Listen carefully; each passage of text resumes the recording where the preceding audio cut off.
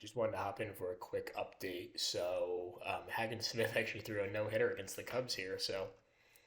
9 innings, 3 walks, 12 Ks, and no hits the Cubs. Also, one other little bit of info if you're curious about Byron Buxton. He is in the Marlins system in AAA. As you can see, his ratings have really diminished. He's not even really good outfielder anymore. He's not hitting in AAA, so a sad fall for him, but hopefully he makes the majors. But also, I'm kind of rooting against it because he'd be the only team that we'd be the only team that he ever appeared with. Um, but we are 23-19 at this point. The pitching's been pretty rough, as you can see. Hagen Smith got off. He had one really bad start to open the year. He gave 5 runs in 2 2/3. Besides that, he's been pretty good. Another blow up game here, but he's been fine, I guess. Um, Nola has not really been great, walking too many guys, at least by his standards. But I think he can bounce back. Will Warren's probably been our second best pitcher. He's been really consistent. Just a really solid, steady middle of the rotation arm. Then Tegan Coons has not been great. He might be out of a job pretty soon in our rotation. And then the bullpen's been, besides these three guys, has been pretty rough. Noah Dean lost his closer's role. He was so bad to start the year. He had 4 runs in 2/3 of an inning in his first appearance. And he gave 2 runs, 2 earned runs in an inning. In his second, I think I pulled him for the closer's role after this. Third of an inning, 5-run implosion. And he's been fine since, but not really $15 million worth. So that team option will probably be declined unless I'm sure he can come back from it, but like his FIP is much better than his ERA. Obviously, couldn't be worse. I couldn't imagine, but just Monty's been bad. Way too many home runs given up. Jose Pena, walking too many guys, giving up too many home runs. He's kind of a leader on this team. He's not really supposed to be a high leverage guy, so I'm okay with that. But like Chase Petty, he's supposed to be way better than this, walking way too many guys. But I think there's positive regression to the mean at some point. But the offense has been pretty good for the most part. Lamar King's got off to a horrible start since he came off the IL. Probably due to like this atrocious BABIP, 119, and it's only 58 plate appearances, so it's nothing crazy. But Jeff Roy just came back. He had multiple setbacks from this broken foot. He required another 5 weeks, and then he missed another week. So that 3-week injury wound up being a 9-week one, plus rehab assignment, probably close to 10 weeks. So so that sucked, but the offense has been fine besides that. DeMartini's been awesome. Peña's been awesome again. Proving that last year wasn't a complete fluke, although he probably will never match those numbers again. But Yasser Mercedes has been good. Cody Schreier has been really good in center field. The defense isn't quite there, although it's gotten better. I'm just looking at it here. But Derek Mitchell has been good, not great. Definitely not as good as last year, but still plenty of time. We're only 40 games in or 45 games in. Palencia's been good. He missed a little bit of time. It was a shoulder wow, I don't even know what that word is. I'm a little tired, as you can probably tell. Just got back from the gym and I'm pretty exhausted, but he went out for about 2 weeks, so I put him in the IL, missed 10 days or so, and he's back now. But he's been good, but not great. Not the usual Palencia that we're used to. Steve Driver's been called up, and he's done nothing but hit in the majors. It's pretty crazy. So I'm giving him every third game in center field at this point for Schreier, every fourth against lefties. Tommy White continues to be really awesome. This dude just we put him in the lineup and he just hits. Much better against lefties, but that's what he's in the lineup to do. Pretty wild, how good he's really been. If you look at it, his numbers for us, never an OPS plus under 106, and that was in 15 games. Besides that, he's been a 124 OPS guy throughout his career. and way better with us than Arizona. So we're just utilizing him in the right spots, I think. It's not like he has some crazy rating splits. I guess he's way better against lefties, but like not an insane amount. But maybe if I gave him every day at bats, he'd be a better player. We did try that in 2030, and he was really good. So maybe he deserves a little more playing time at this point in his career. But Correa has been good. League average hitter. The glove has not been good. His range, or all of his infield ratings have gone down. So probably not the player he used to be at this point, but he doesn't want a crazy extension. I'm sure I can get that down as the year goes on, but his ratings are still good. He's still a league average hitter, which is very valuable at the shortstop position. Then we talked about Roy. Montez has been fine when he's been up. I don't know. I'm kind of looking to move on from him at some point because, I just don't think there's a ton of upside. The 26-year-old guy who can only play the corners. I don't know. I just think I'd rather have a defensive guy like Steve Driver up here. As for injuries, we really haven't had a ton. Carrasco and Novas are still out, although Novas is due back in a day. His ratings have diminished, but we'll give him a shot probably. He's wrecked injury proneness now, so unfortunate. But Carrasco, he's out for 3 more weeks, so we'll figure that out when we get there, but we'll keep moving forward and check back in maybe like mid-June or, late June, beginning of July, something like that. All right, everyone. So it is July 11th, and it's time for the first year player draft. And I just want to prefix all of it by saying we've invested a lot in starting pitching the last couple of years in the draft, and our minor league system is stacked with guys.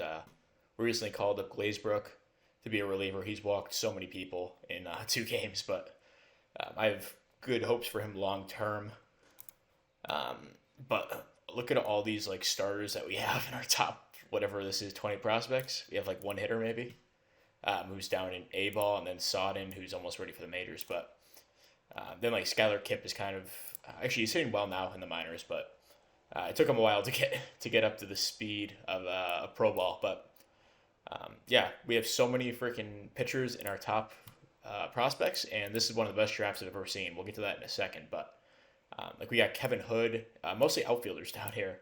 So you're going to see in a second, this is one of the best drafts I have ever seen.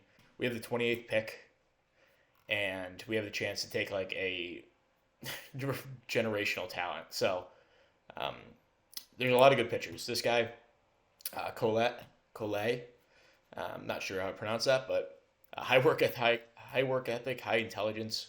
Looks like he'd be a stud pitcher, 19 years old. As for other starters that I really liked, like this guy, actually not him. This guy's pretty good. Hanging here. Apparently his name is Gabe in parentheses. I've never seen that before.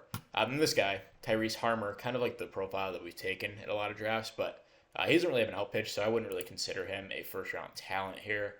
But there's just like this dude, Mike Wallace, just like casually down the board. The control would be an issue, but you work with that. There's just a ton of good players. And I would take any of these guys in a normal draft at this point, but we really probably need infield depth in our system. A lot of our guys have graduated to the majors. We got, Correa's probably on his way out soon, but Ruckert, he's up here. Roy, there's a lot of young guys, but in our minor leagues, we don't have a ton of guys that are going to come up. Sutton's, he could fake it at second. I don't know where I'll have him play in the long term, but maybe a little first base. I don't know, but he's our only big infield prospect that I can really I guess even consider a prospect. Most of these guys are outfielders or pitchers, so I will show you what we have going on here. So this guy, Dan Flores, I love. 75 outfield range. He's 21, almost 22, and his hitting hasn't really developed, but with that 75 range, even if he's an average hitter, this dude could be a perennial all-star, 4-win player. But I can't really take it. I can't justify taking another outfielder or a pitcher at this point in the save because we don't really have an heir apparent to Carlos Correa right now. So this guy, Mike Stathis, 18 years old, 70 range in the infield. Looks like he could develop into a pretty good hitter, ground ball hitter, which I don't love, but if he develops his bat, I think he could be a 4-win player for his career. There's also a guy like Powell Sulis, who I like as a first base prospect. Big bat, righty, which I like because a lot of our guys are lefties down in the minors. He's durable. We do have DeMartini long term, which makes me not really love that, but there's a lot of good first base prospects. This guy, Wandy Haydick, doesn't really have a position in the infield. He's like a Sodden type where he's a bat first guy, but he could be a stud probably by next year. For other infielders, this guy Josh McCormick's a nice player, but probably not the level of those other guys. These are like tier 2 guys. Mike Payne probably doesn't have the arm to play shortstop. So, with all this being said, Ken Dempster, also a really nice player, but probably doesn't have an infield home particularly, and a huge slot bonus too. But this guy Mike Stathis, he has huge bust potential.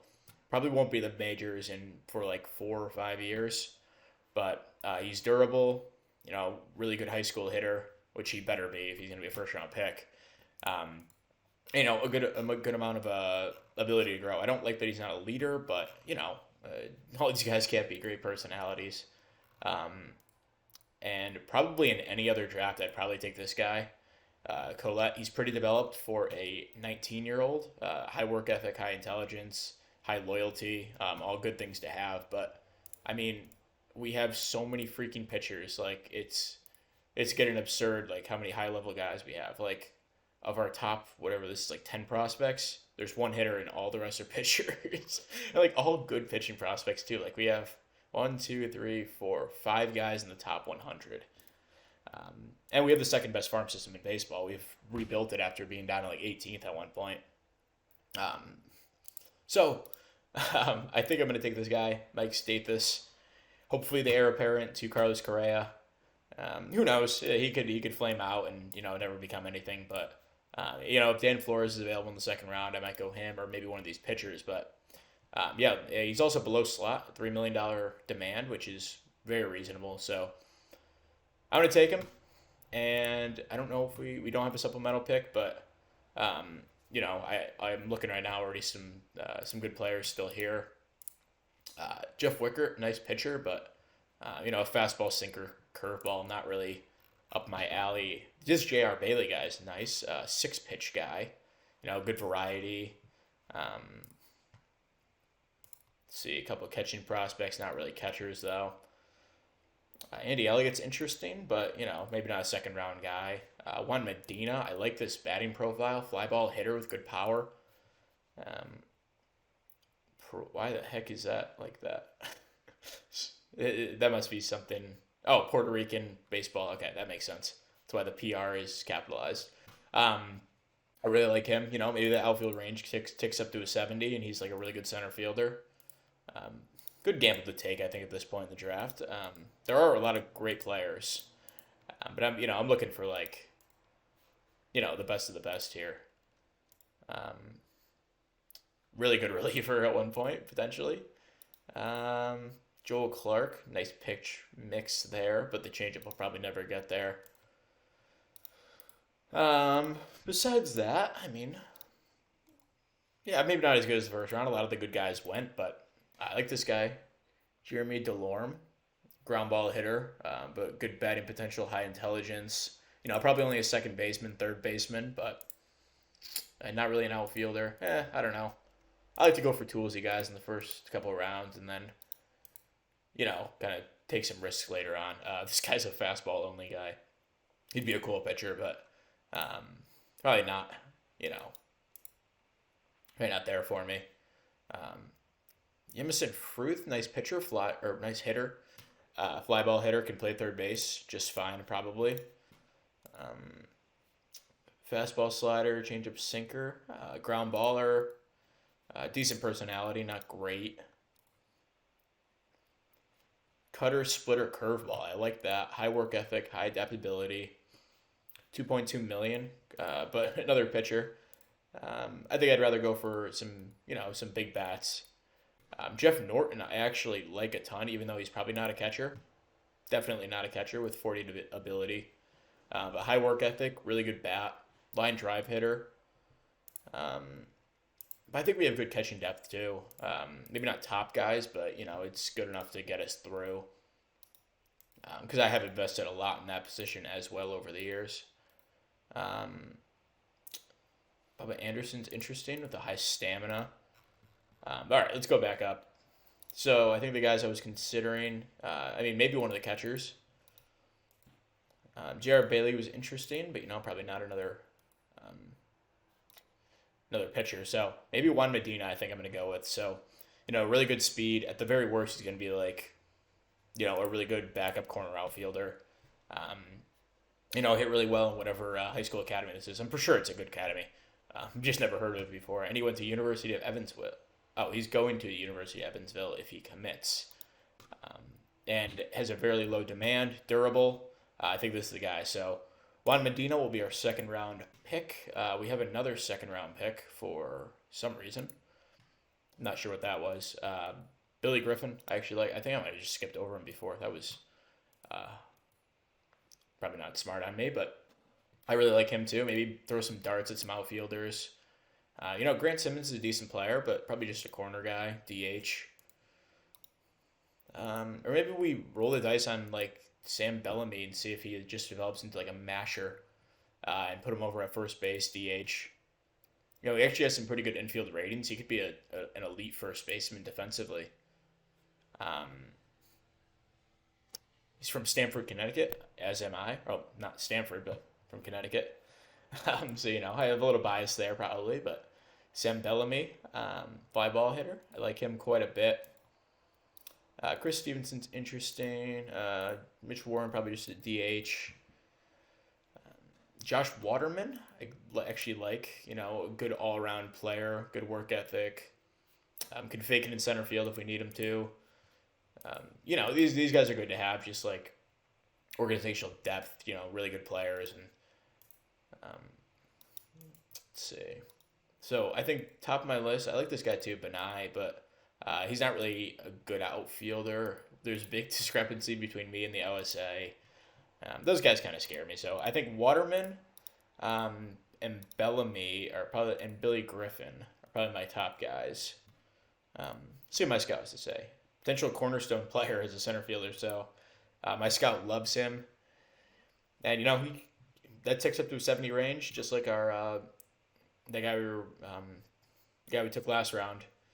He could be a really good center fielder. So I think I'll go Billy Griffin after all of that, and we'll lock that in. So we have $6.6 million in drafted players. We have $7 million left to spend.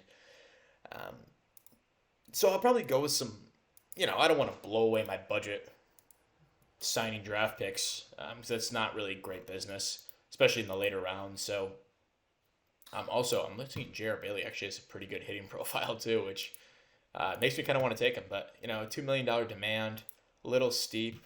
Bellamy's still here, so you know what? I'm going to take Bellamy. And the Connecticut guy, he wants under slot by just a little bit, and we'll pick him up. And then maybe I'll just do the rest off camera, so this isn't too boring. But I like this guy, Mike Collins. He's a side armor. I've been burned so many times by these side armors, I'm kind of done with it. So Jeff Wicker, honestly, even though he's just a fastball sinker guy at the moment, that curveball could develop. Good work ethic, high, good leader. He's a little small in frame, which, I prefer a guy over 6 feet and over 200 pounds, but I think these guys with slim builds kind of have a tougher time developing. I'm not sure if that's a real thing in this game, but in real life it definitely is. Like former Yankee Justice Sheffield, he was supposed to be a stud, but he was 5'10" and slimmer frame, and he could just never never put it together as a smaller guy. So there have been guys that have, but that Braves pitcher back in the day, I'm blanking on his name, but he was really short and he was one of the best pitchers of all time. So Tim Hudson, maybe? Tim Hudson, I think he was like 5'10". I think that's who it was. But anyway, complete tangent. Jimmy Greenwood, I like. Another outfielder, though. Maybe we'll go with Fruth, just to get another infield prospect in the building. Although Sean Price, Fruth's a fly ball hitter. I probably prefer that at that position. Rob Bartley, decent defender. Not much of a bat. It's the loudest truck just went by. Carrazzo's okay. Jared Duncan, probably a two-pitch guy with that changeup probably not developing. Another guy whose changeup probably won't develop, but he's got a way better pitch mix. But three of these are fastballs, and there's a splitter and a slider, which, that could play. But, the control's really low at this point and doesn't even have high potential. I'm not going to completely give up on taking pitchers right now, so this might be a good dart to throw on an 18-year-old. Let's see. Monterey Gray, three-pitch guy. I like this guy because he's actually pretty far developed as a 22-year-old, but, the control is low at this point, not much upside. Sorry, I like to take my time with these picks because, there's a reason we're the second best farm system because I take my time with these and, make every pick count as much as I can. Dave Largent, I actually like him as like a future utility guy. Ken McNeely might be my number one guy right now, though. He's young, but not that young, and his home run power and eye aren't too high, but line drive hitter, really good range, good intelligence, and he played pretty well in college. Let's go back to the top. Sorry. Okay, so I like Andy Elliott, quite frankly, but we have a ton of catchers in the lower minors. Jeff Wicker, I should probably just roll the dice with him. $1.8 million slot, which is probably a little bit above. But fastball, curveball, sinker. I'm talking myself out of it. Okay, so I think I'm going to go with Sean Price. Fruth. Fly ball hitter. Pretty good defensive third baseman, potentially, and 17 years old. So probably won't see him for a while, but there you go. And I'll do the rest off camera, so we'll be back with that. All right, so we just wrapped up the first year player draft. We'll go through that in a second, but let's go over All-Stars. So this is the roster. We have John Lash make it, who's had an awesome season, like pretty insane. He could be moving into the closer's role this season or next season, depending on how Leandro does. And then Mike Wolf, of course, makes it, having an awesome year, even after two not as great as usual starts, but yeah, he's been awesome. He'll be the starting pitcher in the game, and then our only other guy is Carson DiMartini, who's having a really awesome season, but noticeably, Palencia has been left off the roster, which I can't entirely disagree with. If we look at, who's leading our team in WAR, Palencia's down in like fourth. Been a really good hitter, but defense certainly has not been there. Not hitting his normal self. Even last year was a little bit down, even though he was still good. But not his normal season. So Carlos Correa is actually second in WAR, 115 WRC plus, and he's actually turned around in defense. He's a positive player. So Correa's not done yet. I think I can get him down to like 2 years on this. He's wrecked injury wise, but I'd like to keep him around just because shortstops are hard to come by and they're expensive and such. But Derek Mitchell's been good. He's never really emerged. I guess last year was a breakout year, but he hasn't emerged like that 130 WRC plus type. But he's still been really good. An awesome left fielder this year. So good to see that. Yasser Mercedes has also been good, playing a really good right field once again.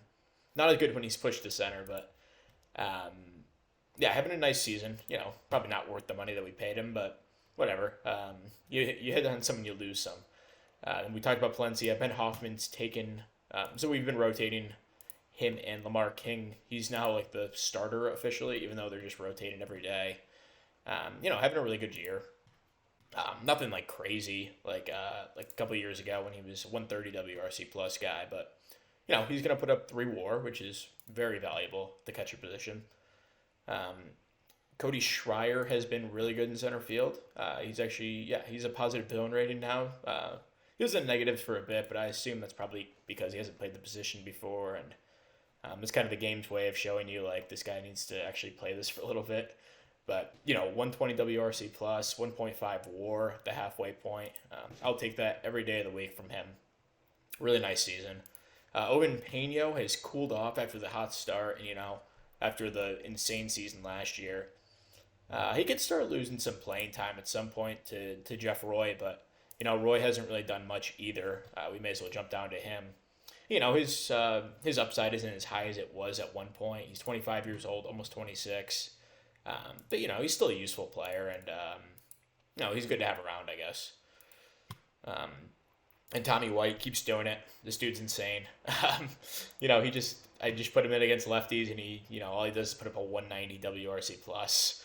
Righty's not nearly as good, but absolute lefty demolisher. And I will keep him around as long as I can on this team. He still has a couple years of control, so not a big deal there. Jesus Montez has been, up and down, but recently he's been really good. He filled in. Mercedes went down for like a week and had a couple setbacks, and he wound up playing a bunch of games here and hit really well. He's out of options, so he'll stick with the squad for the rest of the year unless we trade him at the deadline. But he's been really solid. Jeff Roy, we went over him, and Jack Ruckert's been up and down. Mostly been bad. I don't know what kind of hopes I have for him in the future, but he certainly should be better than he's been the last 2 years when he's been up. I've given him almost 200 plate appearances, and he's put like a WRC plus of like 40. So, maybe he'll get more playing time next year. Maybe we'll do some infield shuffling here at some point, but. I could actually see Ruckert stepping in at third, put Peno at short, even though he probably doesn't have the range for it, but, the rest of his ratings are good. Maybe Cody Schreier moves back to the infield, where he probably has good potential to have success. It really depends on what Correa does, because then we can move some pieces around if we need to. But Lamar King's been a disaster. I'm not really sure what happened here. He's been really good for the last 2+ seasons, 3 seasons. But this year has been like a total disaster. The BABIP's insanely low, but even that, I'm going to push him back to every third game. Because, we're a good team, but like we're not running away with this division by any means. A lot of that has to do with like some of our higher paid guys. So like Aaron Nola, he's been better. He was good in his last start, but he's overall been like a huge disappointment. The FIP's much better than the ERA. The BABIP's really high. Like I get it, but at some point he's got to start giving us results, and a 5.2 ERA is not going to cut it. Mike Wolf's been good. Hagen Smith's been good. Not great, but he's been solid. A solid number 3, and then Will Warren's been really good. We still got him for another 2 years after this. Hopefully he continues this success. And then Brady Strom is pitching really well, but he wound up getting blown up in this game. That's why his numbers don't look as good. But, I'm going to stick with him for a little bit. As I mentioned, we called up Glazebrook. He's been bad in 2 games, but, I'm going to keep him up as a reliever and give him a taste of the majors here. Noah Dean has been better, but still bad. Negative 1.2 R-WAR. But, I'm paying him $15 million. He's going to be on the roster. Jordan Wicks has been a nice addition. Nothing special or fancy, but yeah, he's been good. Petty's been much better than he started. He had a really rough start and been a lot better. Luis Carrasco just came back from his big injury, and he got roughed up in the minors, and he hasn't really been much better in the majors. Only 3 games, albeit, but, it's concerning. Carlos De Los Santos has been awesome. He had 1 blow-up game here where he gave 5 runs in 2/3 of an inning, but besides that, has been a really good pitcher, pitching in the 7th now. And then John Lash has moved up to the 8th inning, and he's been really good. And Leando's been good in the closer role, not as good as he was, in this 8th inning role, but he'll probably be my closer moving forward. He's got another year of control, I think. Yeah, so this will be his big money year, and or maybe 2 years of control. I'm not sure how many years of service time does he have. Oh yeah, he's been on this team way longer than I remember. um, so yeah, he has one more year, and he'll be gone after that, I assume. So the draft. Let's jump into that really quick and just go over what happened. I'm not gonna go through the whole thing, but I think we went through the first three picks. I think Fruth was our last guy we went over. I want to pick in this guy, Grant Simmons. Pretty good upside, fly ball hitter, corner outfielder. I like him quite a bit. Then Andy Elliott, a guy we were looking at in like the earlier rounds. He was still hanging around at six in the sixth round, so pretty good catcher ability, fly ball hitter, good home run power. Who knows? Maybe we're running something there. And Ken McNeely, another guy we were looking at earlier. I think, he hung around for a little bit, and I took him in the seventh round. Good outfield range. Um, Not really too developed yet, but he'll hang around in the minors. We'll see what happens with him. Yeah, we kind of just threw a bunch of darts. This guy's a fly ball hitter, good defender that I liked a lot. High work ethic, high intelligence, and I think he can bump up these ratings and become a really good player. So we just threw some darts at some other high school guys and a couple of high floor college guys, and nothing too interesting there, but. Yeah, we'll jump back into this and maybe get back around the trade deadline and discuss what our plans are. So we'll be back. I should also mention we called up a little while ago Eric Watson, who was our first round pick in 2026. One of like the first.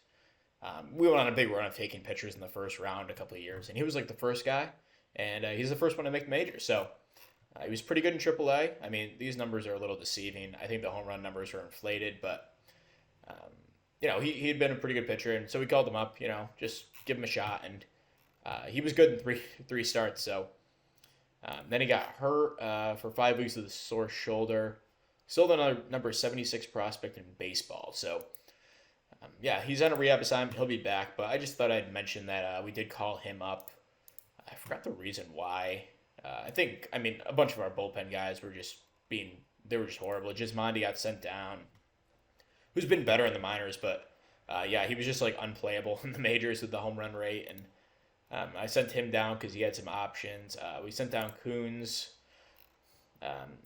who he was really bad as a starter. I moved him to the bullpen, much better, and then we just needed a roster spot, so I sent him back down. So I just thought I'd update on Eric Watson there. So we'll be back. So we had a minor league like logjam in the outfield in AAA. So we're gonna trade away former first round pick Justin Best, who has made occasional appearances for me on my major league roster the last couple of years. But he's had a long minor league career, and I think he just deserves a shot somewhere else.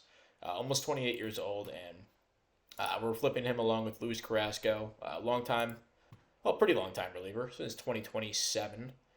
Been really consistent for us, but I think I got some better guys that could slot in. So we're gonna move these two and pick up Matt Olson, not the first baseman, but this pitcher. I don't know. I think he's a real prospect. He was drafted in the ninth round by the Giants in 2021, and this save got flipped to the Padres and won back up on the Giants. So. Ground baller, high stuff, high movement, low control. I like having different types of arms in there. I don't think we really have a guy of this archetype. We mostly have either high movement guys or like all around studs. I guess Carlos De Los Santos is that pitcher, but I don't mind having two. So we're gonna do this trade, and we also get $1.5 million in cash just as a throw in. So. Perfect. We pick up Matt Olson and Elvis Novas, who I was really excited for. He was awesome for a couple years in a row for me out of the pen. And then I think he tore his labrum.